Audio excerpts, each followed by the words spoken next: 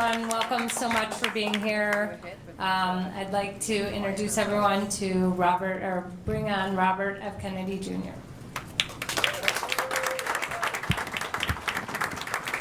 I'm sorry to keep everybody waiting.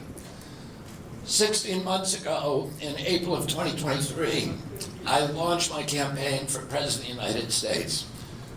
I began this journey as a Democrat, the party of my father, my uncle, the party which I pledged my own allegiance to long before I was old enough to vote. I attended my first Democratic convention at the age of 6 in 1960.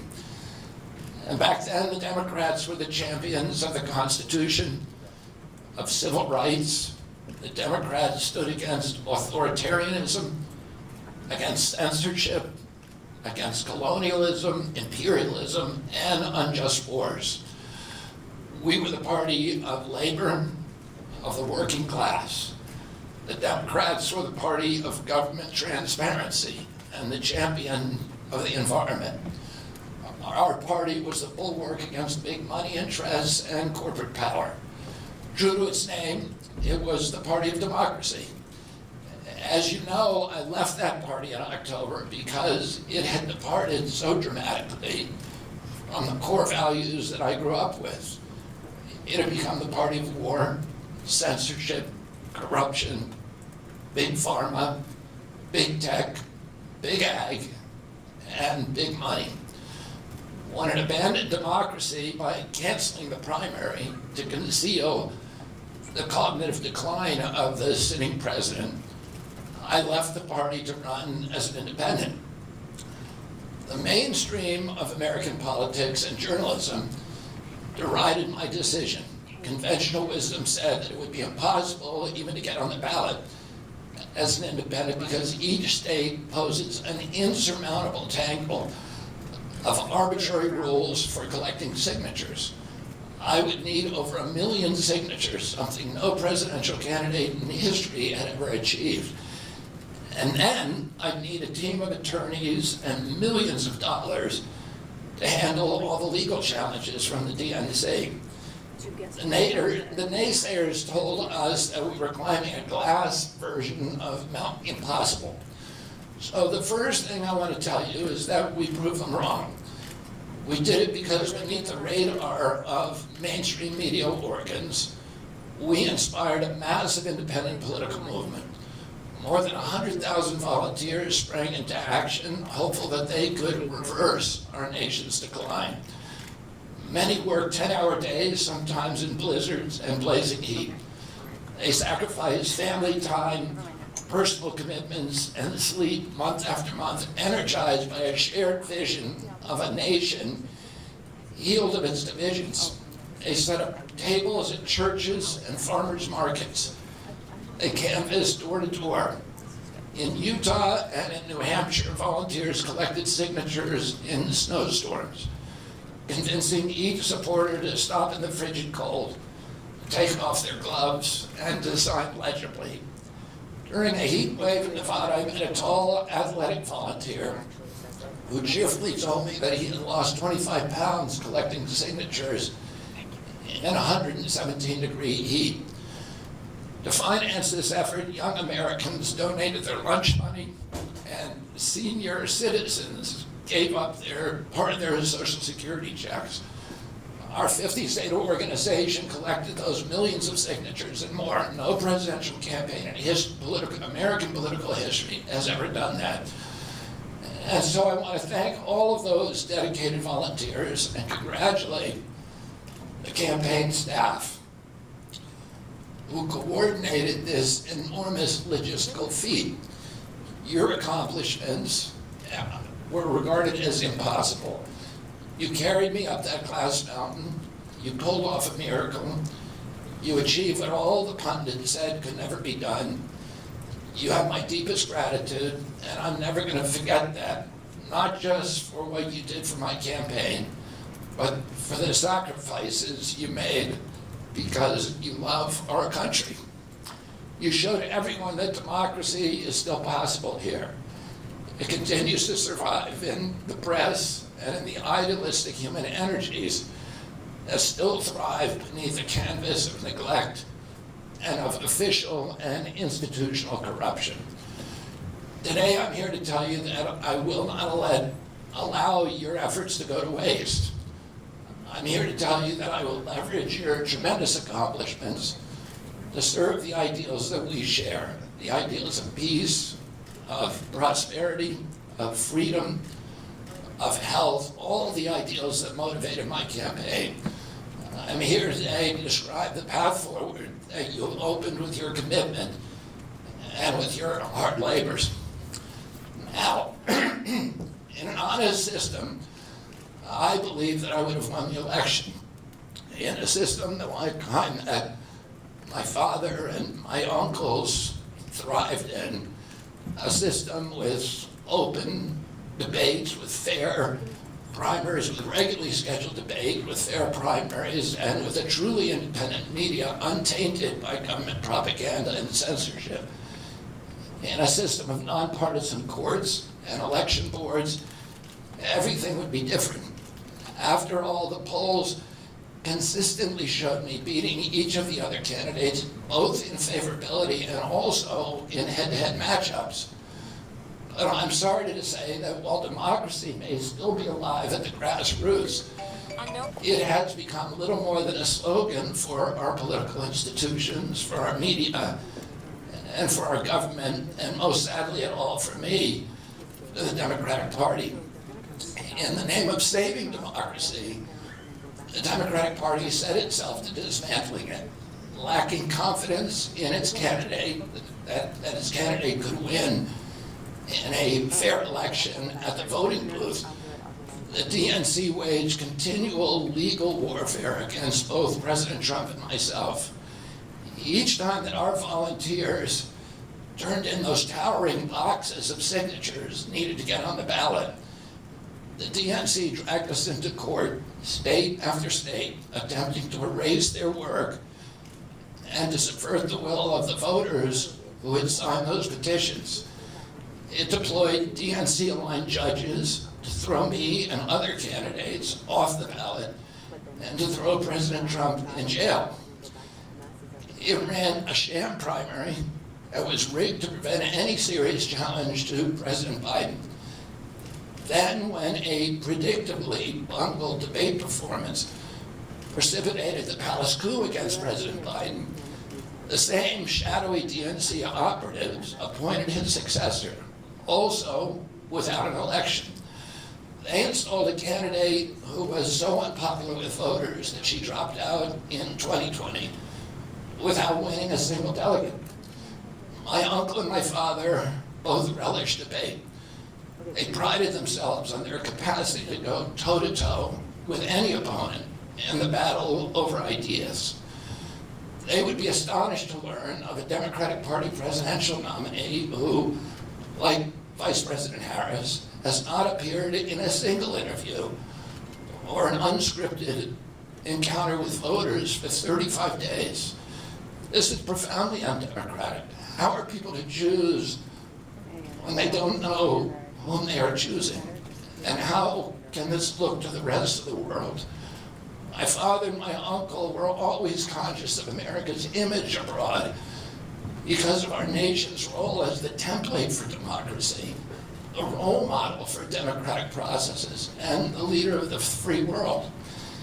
Instead of showing us her substance and character, the DNC and its media organs engineered a surge of popularity for Vice President Harris based upon, well, nothing. No policies, no interviews, no debates, only smoke and mirrors and balloons in a highly produced Chicago circus. There in Chicago, a string of Democratic speakers mentioned Donald Trump 147 times just on the first day. Well, who needs a policy when you have Trump to hate? In contrast, at the RNC convention, President Biden was mentioned only twice in 4 days.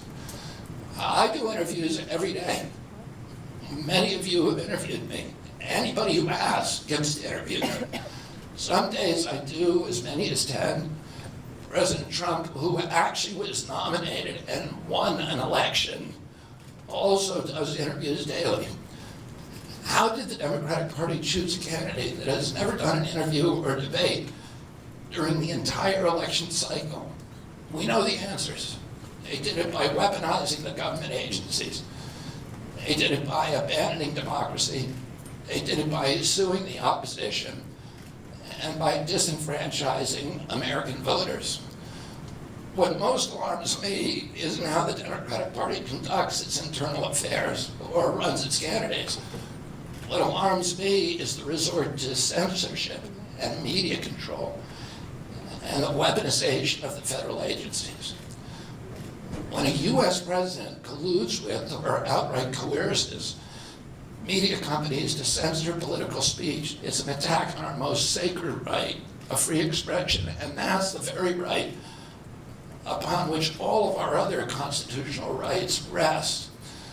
President Biden mocked Vladimir Putin's 88% landslide in the Russian elections, observing that Putin and his party controlled the Russian press, and that Putin prevented serious opponents from appearing on the ballot. But here in America, the DNC also prevented opponents from appearing on the ballot.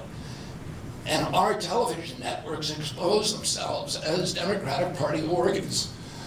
Over the course of more than a year, in a campaign where my poll numbers reached at times in the high 20s, the DNC-aligned mainstream media networks maintain a near perfect embargo on interviews with me. During his 10-month presidential campaign in 1992, Ross Perot gave 34 interviews on mainstream networks. In contrast, during the 16 months since I declared, ABC, NBC, CBS, MSNBC, and CNN combined gave only 2 live interviews from me. Those networks instead ran a continuous deluge of hit pieces with inaccurate, often vile, pejoratives and defamatory smears.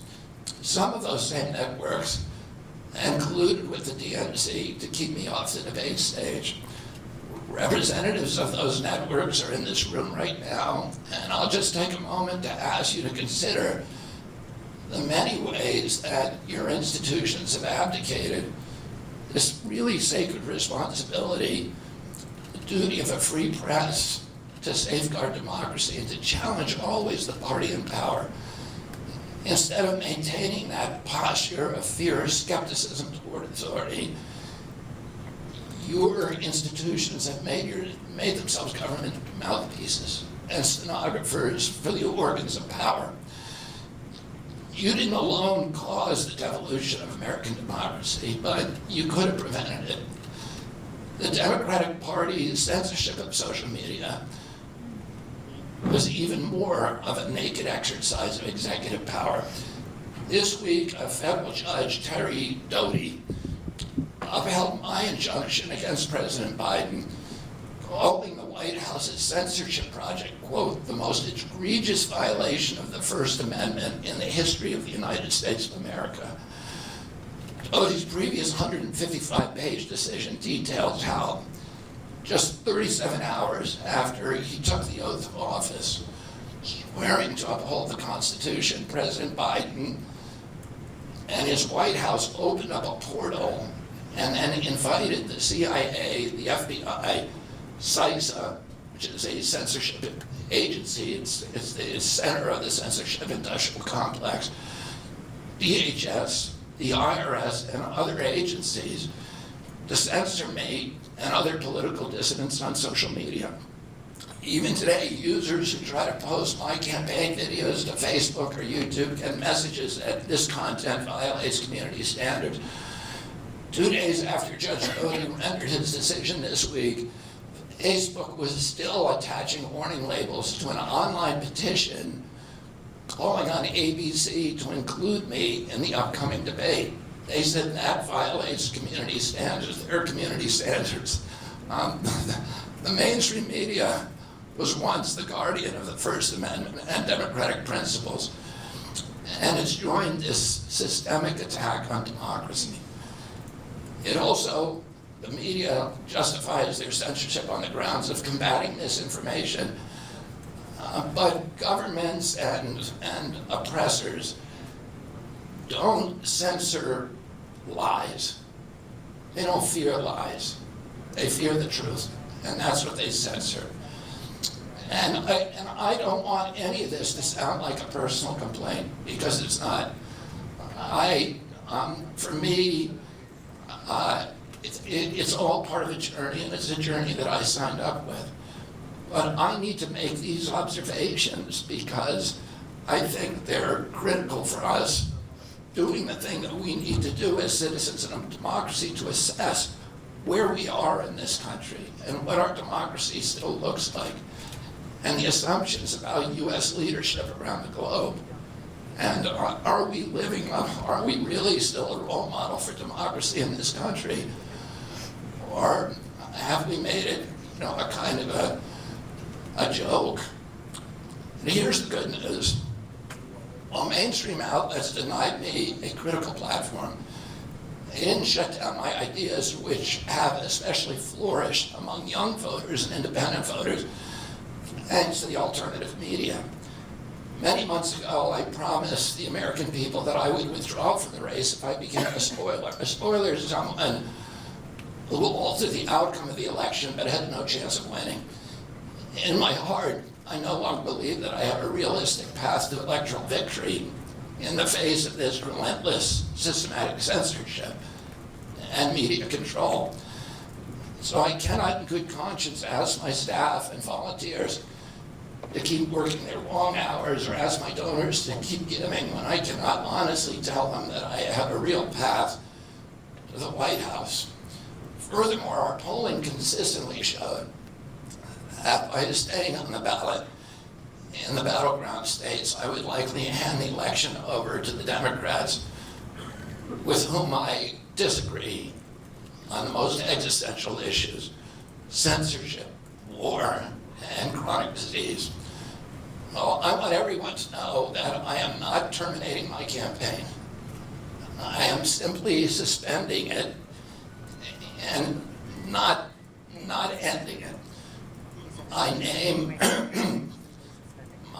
will remain on the ballot in most states. If you live in a blue state, you can vote for me without harming or helping President Trump or Vice President Harris. In red states, the same will apply. I encourage you to vote for me. And if enough of you do vote for me, and neither of the major party candidates win 270 votes, which is quite possible. In fact, today our polling shows them tying at 269 to 269. And I could conceivably still end up in the White House in a contingent election. But in about 10 battleground states where my presence would be a spoiler, I'm going to remove my name. And I've already started that process and urge voters not to vote for me. It's with a sense of victory and not defeat that I'm suspending my campaign activities. Not only did we do the impossible by collecting 1 million signatures, we changed the national political conversation forever. Chronic disease, free speech, government corruption, breaking our addiction to war, have moved to the center of politics. I can say to all who have worked so hard for the last year and a half, thank you for a job well done. 3 great causes drove me to enter this race in the first place, primarily. And these are the principal causes that persuaded me to leave the Democratic Party and run as an independent. And now to throw my support to President Trump. The causes were free speech, war in Ukraine, and the war on our children. I've already described some of my personal experiences and struggles with the government's censorship industrial complex. I want to say a word about the Ukraine war.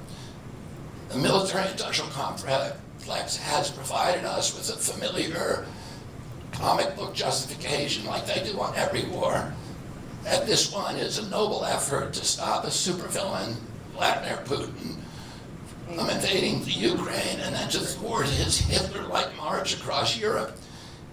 In fact, tiny Ukraine is a proxy in a geopolitical struggle initiated by the ambitions of the US neocons for American global hegemony. I'm not excusing Putin for invading Ukraine. He had other options. But the war is Russia's predictable response to the reckless neocon project of extending NATO to encircle Russia, a hostile act. The credulous media rarely explain to Americans that we unilaterally walked away from 2 intermediate nuclear weapons treaties with Russia and then put nuclear-ready Aegis missile systems in Romania and Poland. This is a hostile act. And that the Biden White House repeatedly spurned Russia's offer to settle this war peacefully. The Ukraine war began in 2014 when US agencies overthrew the democratically elected government of Ukraine and installed a hand-picked pro-Western government that launched a deadly civil war against ethnic Russians in Ukraine. In 2019, America walked away from a peace treaty, the Minsk Agreement, that had been negotiated between Russia and Ukraine by European nations. And then in April of 2022, we wanted the war. In April of 2022, President Biden sent Boris Johnson to Ukraine to force President Zelensky to tear up a peace agreement that he and the Russians had already signed, and the Russians were withdrawing troops from Kiev and Donbass and Lugansk. And that peace agreement would have brought peace to the region and would have allowed Donbass and Lugansk to remain part of Ukraine. President Biden stated that month that his objective in the war was regime change in Russia. His Defense Secretary, Lloyd Austin, simultaneously explained that America's purpose in the war was to exhaust the Russian army, to degrade its capacity to fight anywhere else in the world. These objectives, of course, have nothing to do with what they were telling Americans about protecting Ukraine's sovereignty. Ukraine is a victim in this war, and it's a victim of the West. Since then, of Russia and both Russia and the West. Since then, we have, since tearing up that agreement, forcing Zelensky to tear up the agreement, we've squandered the flower of Ukrainian youth, as many as 600,000 Ukrainian kids, and over 100,000 Russian kids, all of whom we should be mourning, have died, and the Ukraine's infrastructure is destroyed. The war has been a disaster for our country as well.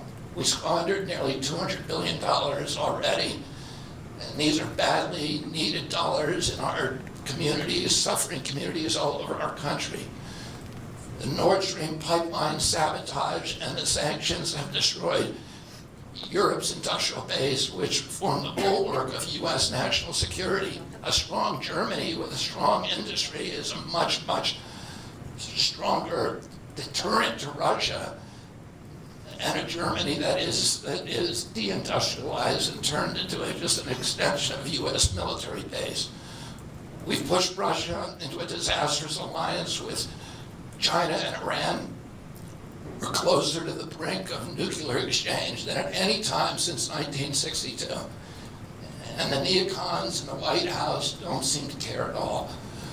Our moral authority and our economy are in shambles, and the war gave rise to the emergence of BRICS, which now threatens to replace the dollar as the global reserve currency. This is a first-class calamity for our country. Judging by her bellicose, belligerent speech last night in Chicago, we can assume that President Harris will be an enthusiastic advocate for this and other neocon military adventures. And President Trump says that he will reopen negotiations with President Putin and end the war overnight as soon as he becomes president. This alone would justify my support for his campaign. Last summer, it looked like no candidate was willing to negotiate a quick end to the Ukraine war, to tackle chronic disease epidemic, to protect free speech, our constitutional freedoms, to clean corporate influence out of our government, or to defy the neocons and their agenda of endless military adventurism. But now one of the two candidates has adopted these issues as his own, to the point where he has asked to enlist me in his administration. I'm speaking, of course, of Donald Trump. Less than 2 hours after President Trump narrowly escaped assassination, Callie Means called me on my cell phone. I was then in Las Vegas. Callie is arguably the leading advocate for food safety, for soil regeneration, and for ending the chronic disease epidemic that is destroying America's health and ruining our economy. Callie has exposed the insidious corruption at the FDA, the NIH, the HHS, and the USDA that has caused the epidemic. Callie had been working on and off for my campaign, advising me on those subjects since the beginning. And those subjects have been my primary focus for the last 20 years. I was delighted when Callie told me that day that he had also been advising President Trump. He told me President Trump was anxious to talk to me about chronic disease and other subjects, and to explore avenues of cooperation. He asked if I would take a call from the president. President Trump telephoned me a few minutes later, and I met with him the following day. A few weeks later, I met again with President Trump and his family members and close advisors in Florida. In a series of long, intense discussions, I was surprised to discover that we are aligned on many key issues. In those meetings, he suggested that we join forces as a unity party. We talked about Abraham Lincoln's team of rivals. That arrangement would allow us to disagree publicly and privately, and fiercely if need be, on issues over which we differ, while working together on the existential issues upon which we are in concordance. I was a ferocious critic of many of the policies during his first administration, and there are still issues and approaches upon which we continue to have very serious differences.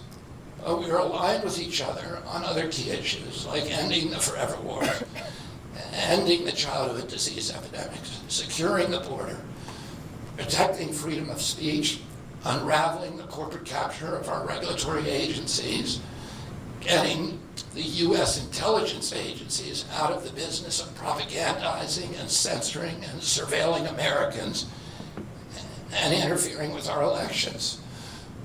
Following my first discussion with President Trump, I tried unsuccessfully to open similar discussions with Vice President Harris. Vice President Harris declined to meet or even to speak with me.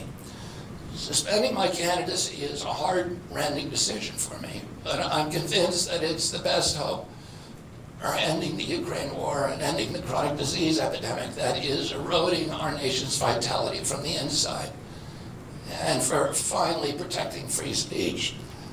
I feel a moral obligation to use this opportunity to save millions of American children above all things. In case some of you don't realize how dire the condition is of our children's health and chronic disease in general, I would urge you to view Dr. Carlson's recent interview with Callie Means and his sister, Dr. Casey Means, who is the top graduate of her class at Stanford Medical School. This is an issue that affects all of us far more directly and urgently than any culture war issue, and all the other issues that we obsess on and that are tearing apart our country. This is the most important issue. Therefore, it has the potential to bring us together. So let me share a little bit about why I believe it's so urgent. Today, 2/3, we spend more on healthcare than any country on earth, twice what they pay in Europe. And yet, we have the worst health outcomes of any nation in the world. We're about 79th in health outcomes behind Costa Rica, Nicaragua, and Mongolia, and other countries. Nobody has a chronic disease burden like we have. And during the COVID epidemic, we had the highest body count of any country in the world. We had 16% of the COVID deaths, and we only have 4.2% of the world's population. And CDC says that's because we are the sickest people on earth. We have the highest chronic disease rate on earth. And the average American who died from COVID had 3.8 chronic diseases. So these were people who had immune system collapse, who had mitochondrial dysfunction. And no other country has anything like this. 2/3 of American adults and children suffer from chronic health issues. 50 years ago, that number was less than 1%. So we've gone from 1% to 66%. In America, 74% of Americans are now overweight or obese, and 50% of our children. 120 years ago, when somebody was obese, they were sent to the circus. There were case reports done about them. Obesity was almost unknown. In Japan, the childhood obesity rate is 3%, compared to 50% here. Half of Americans have pre-diabetes or type 2 diabetes. When my uncle was president, I was a boy, juvenile diabetes was effectively non-existent. A typical pediatrician would see one case of diabetes during his entire career, a 40 or 50-year career. Today, 1 out of every 3 kids who walks through his office door is diabetic or pre-diabetic, and the mitochondrial disorder that caused diabetes also causing Alzheimer's, which is now classified as diabetes, and it's costing this country more than our military budget every year.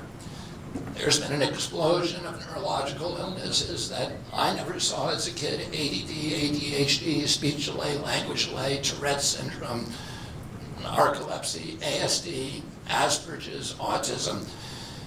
In the year 2000, the autism rate was 1 in 1,500. Now autism rates in kids are 1 in 36, according to CDC nationally. Nobody's talking about this.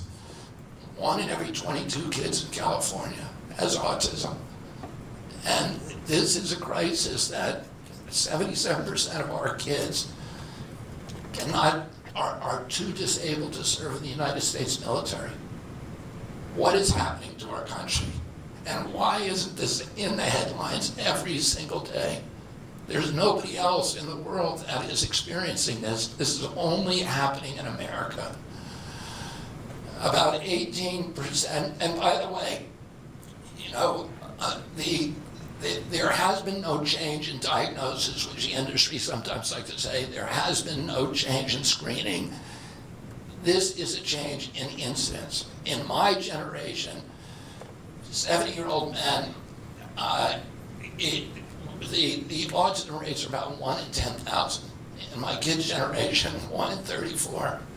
I'll repeat, in California, 1 in 22. Why are we letting this happen? Why are we allowing this to happen to our children? These are the most precious assets that we have in this country. How can we let this happen to them? About 18% of American teens now have fatty liver disease. That's like 1 out of every 5. That disease, when I was a kid, only affected late-stage alcoholics who were elderly. Cancer rates are skyrocketing in the young and the old.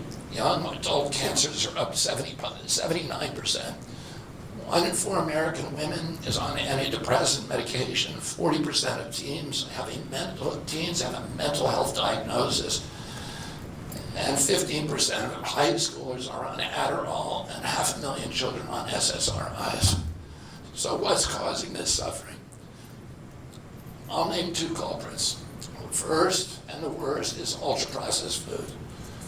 About 70% of American children's diet is ultra-processed. That means industrial manufactured in a factory.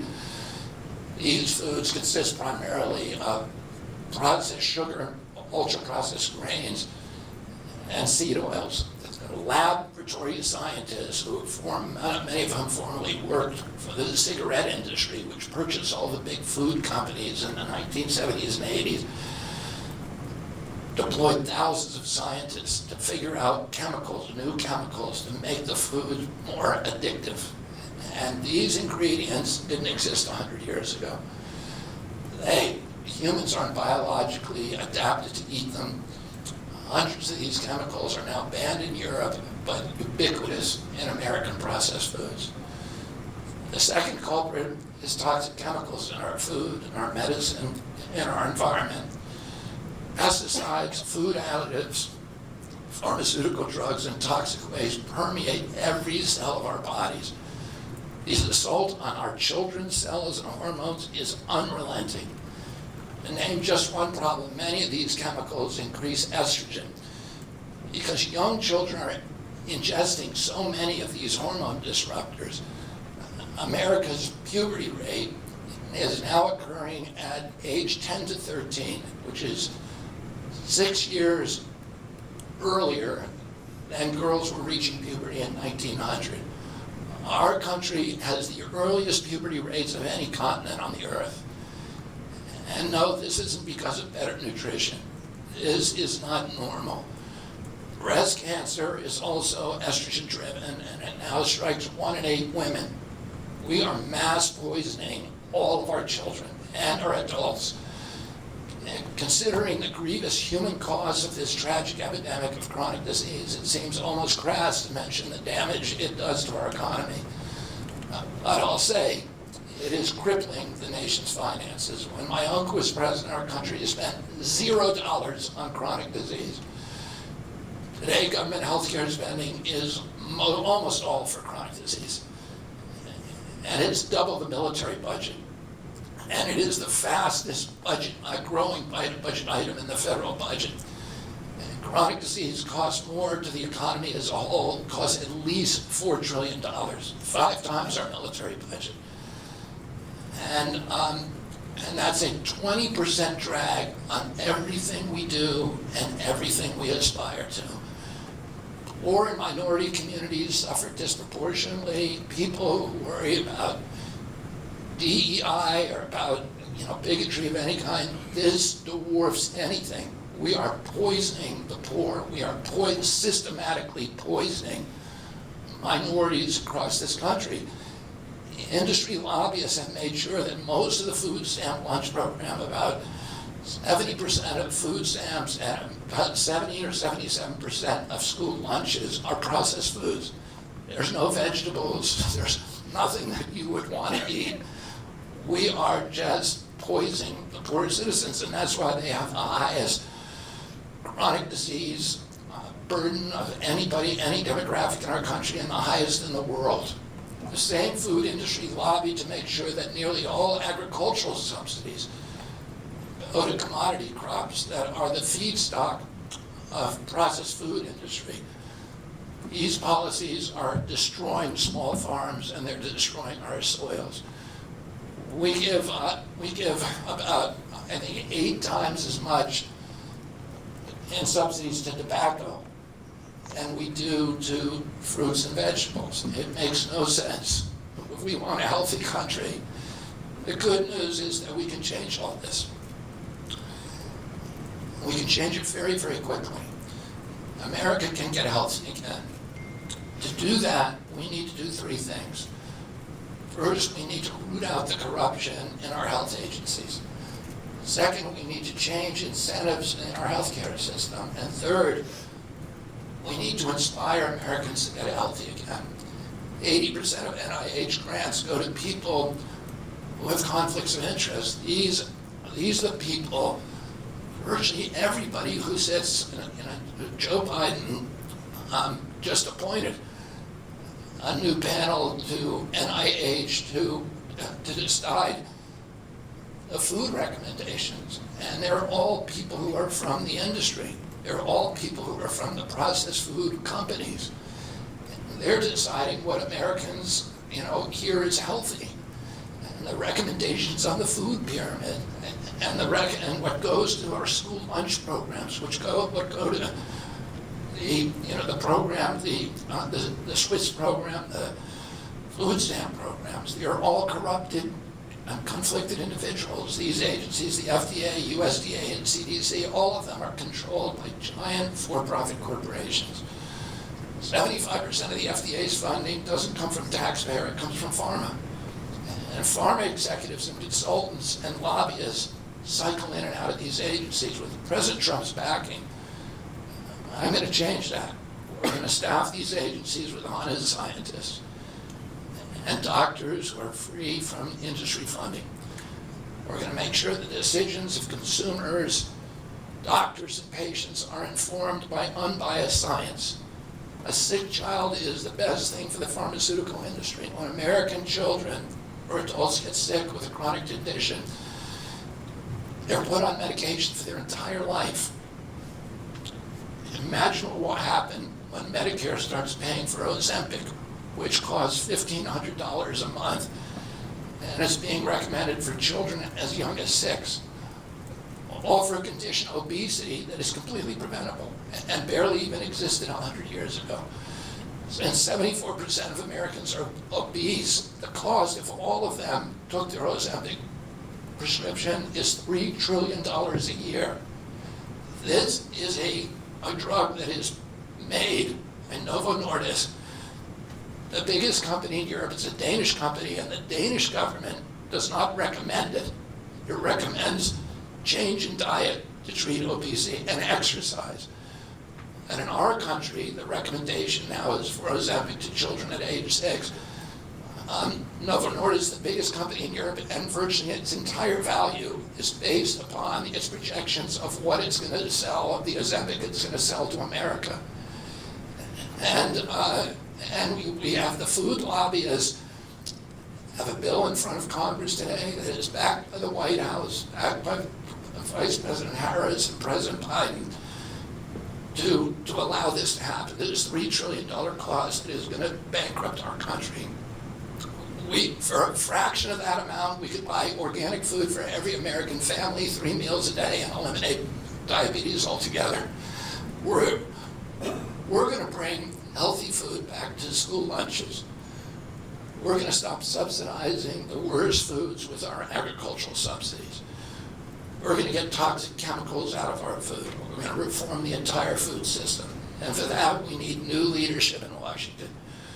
Because unfortunately, both the Democrats and the Republican parties are in cahoots with the big food producers, Big Pharma and Big Ag, which are among the DNC's major donors. Vice President Harris has expressed no interest in addressing this issue. 4 more years of Democratic rule will complete the consolidation of corporate and neocon power, and our children will be the ones who suffer most. I got involved with chronic disease 20 years ago, not because I chose to or wanted to. It was essentially thrust upon me. It was an issue that should have been central to the environmental movement. I was a central leader at that time, but it was widely ignored by all the institutions, including the NGOs, who should have been protecting our kids against toxins. It was an orphan issue, and I had a weakness for orphans. I watched generations of children get sicker and sicker. I had 11 siblings, and I had 7 kids myself. I was conscious of what was happening in their classrooms and to their friends, and I watched these sick kids, these damaged kids. In that generation, almost all of them are damaged. And nobody in power seemed to care or to even notice. For 19 years, I prayed every morning that God would put me in a position to end this calamity. The chronic disease crisis was one of the primary reasons for my running for president, along with ending censorship in the Ukraine war. It's the reason I've made the heart-wrenching decision to suspend my campaign and to support President Trump. This decision is agonizing for me because of the difficulties it causes my wife and my children and my friends. But I have the certainty that this is what I've meant to do. And that certainty gives me internal peace, even in storms. If I'm given the chance to fix the chronic disease crisis and reform our food production, I promise that within 2 years, we will watch chronic disease burden lift dramatically. We will make Americans healthy again. Within 4 years, America will be a healthy country. We will be stronger, more resilient, more optimistic, and happier. I won't fail in doing this. Ultimately, the future, however it happens, is in God's hands and in the hands of the American voters and those of President Trump. If President Trump is elected and honors his word, the vast burden of chronic disease that now demoralizes and bankrupts the country will disappear. This is a spiritual journey for me. I reached my decision through deep prayer, through hard-nosed logic, and I asked myself, what choices must I make to maximize my chances to save America's children and restore national health? I felt that if I refused this opportunity, I would not be able to look myself in the mirror, knowing that I could have saved lives of countless children and reversed this country's chronic disease epidemic. I'm 70 years old. I may have a decade to be effective. I can't imagine that President Harris would allow me or anyone to solve these dire problems. After 8 years of President Harris, any opportunity for me to fix the problem will be out of my reach forever. President Trump has told me that he wants this to be his legacy. I'm choosing to believe that this time he will follow through. His son, his biggest donors, his closest friends, and all support this objective. My joining the Trump campaign will be a difficult sacrifice for my wife and children, but worthwhile if there's even a small chance of saving these kids. Ultimately, the only thing that will save our country and our children is if we choose to love our kids more than we hate each other. That's why I launched my campaign to unify America. My dad and uncle made such an enduring mark on the character of our nation, not so much because of any particular policies that they promoted, but because they were able to inspire profound love for our country and to fortify our sense of ourselves as a national community held together by ideals. They were able to put their love into the intentions and hearts of ordinary Americans and to unify a national populist movement of Americans, blacks and whites, Hispanics, urban and rural Americans, and inspired affection and love and high hopes and a culture of kindness that continue to radiate among Americans from their memory. That's the spirit on which I ran my campaign and that I intend to bring into the campaign of President Trump. Instead of vitriol and polarization, I will appeal to the values that unite us, the goals that we could achieve if only we weren't at each other's throats. The most unifying theme for all Americans is that we all love our children. If we all unite around that issue now, we can finally give them the protection, the health, and the future that they deserve. Thank you all very much.